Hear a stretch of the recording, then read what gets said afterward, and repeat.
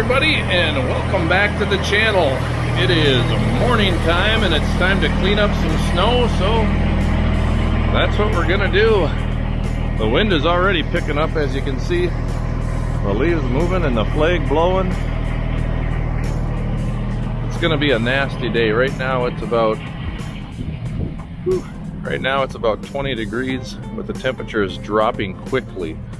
So it's supposed to get down into the negatives within a few hours. So that's going to be quite a temperature drop. So we're going to get this snow cleaned up before I have to work in too much cold. Not that working in a cab tractor is all that cold, but afterwards I do got to shovel some sidewalks and things. So here we go. Come along for the fun.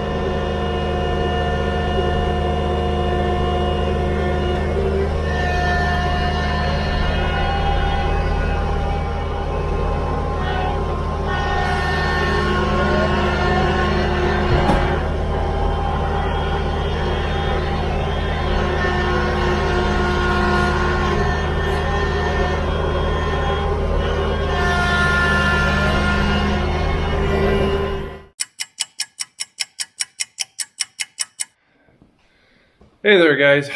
Whew. I just finished snow blowing and snow clearing and snow plowing and shoveling, and oh my goodness, what a day. I started this day at 8 o'clock in the morning, I think, around that. And it's now 4 o'clock, and I've been moving snow all day long, and I had a hydraulic issue that I'm going to show you what it was. I would have filmed it, except it's single digits here. We got wind. I was in a hurry. Oh, but anyway, here's what happened. Because I have a cab, right? This back panel and this hose are tight when I bring the 3-point hitch up, okay? It pinches in there. In fact, you can see that it has even begun to kind of dent that area of the cab, and I think I can fix that. But up and down with the 3-point hitch constantly wore a hole in that hose, and oh, let me show you the old hose here. So this is the original hose, and somewhere in here, yeah, there it is. You can see that got a hole in the hose. So today I went out and I started plowing driveways first instead of the townhome association, and I probably should have started with the townhome association because I have to do that one. The driveways, that's just me being a nice guy plowing people out.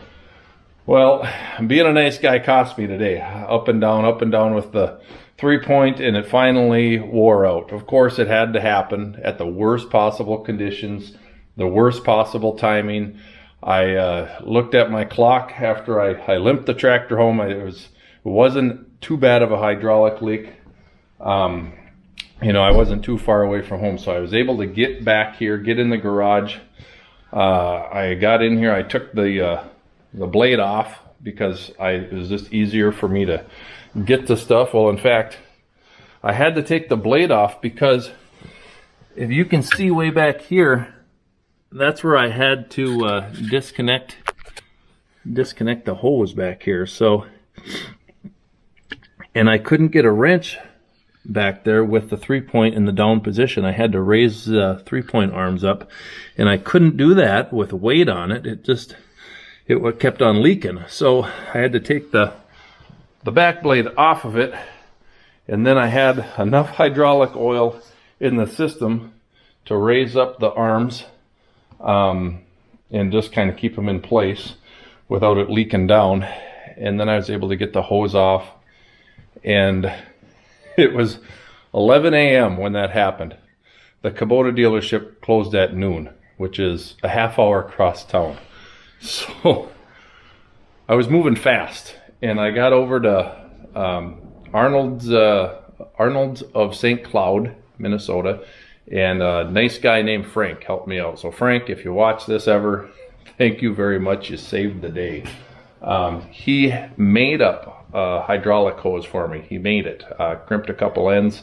Kubota actually does have that hydraulic, that whole setup, that whole system that you can order, but they didn't have one in stock. They could have got me one on Monday, well, probably Tuesday because of holiday, but I couldn't wait. I needed it now. Frank was kind enough to make it up. It probably only took him about 15-20 minutes to get it done. And then I think, you know, he was working after hours just for me, so I was very appreciative. So anyway, I didn't video it because I was in a hurry. You know how it is. But one of the things that you got to deal with, I don't think that's going to be an issue for anybody that doesn't have a cab, but if you have a cab, that's going to be an issue for you. So yeah. Well, and then to make matters worse, I got back home and I tried to hook it back up, and as you know, this is a flat face coupler, right? Well, it isn't anymore because the flat face couplers that I have are in my pocket. I could not get them to go back together. So of course, it's just one thing after another. It wasn't pressure in the line because I had them in my hand. I took them off, had them in my hand trying to get them to go together, and I can't do it. So I don't know what the deal is. I can't figure it out. Cleaned them off real good, warmed them up real good, put a little heat to them with the torch, still wouldn't go back together. You can imagine how happy I was at this point, trying to get everything back together, because I still had snow to plow. I had people that couldn't get out of their driveways, and you know, now it's pushing probably 1:30, and I'm having to go to town, get a new hydraulic coupler set, male female ends for that, and I got it back together, got it working, and it's, you know, like I said, it's 4 o'clock now. I'm finally done plowing snow. What an ordeal. Oh man. So that's the story. Sorry I didn't take you along for the ride as far as video goes. I wasn't in too great of a mood for one thing. Probably didn't want to see that, or maybe it would be good entertainment for you. But anyway, that's it. That was the snow plowing story from hell. That was the worst one. So, hey, give me a like on this one. After what I went through today, please give me a like, help promote this video. And hey, subscribe to the channel, leave a comment, ask a question, tell me about some kind of breakdown that you had that wasn't so fun for you. This one takes the cake. This was not fun at all, but got it back going. So anyway, until next time, guys, keep on tractoring, and God bless.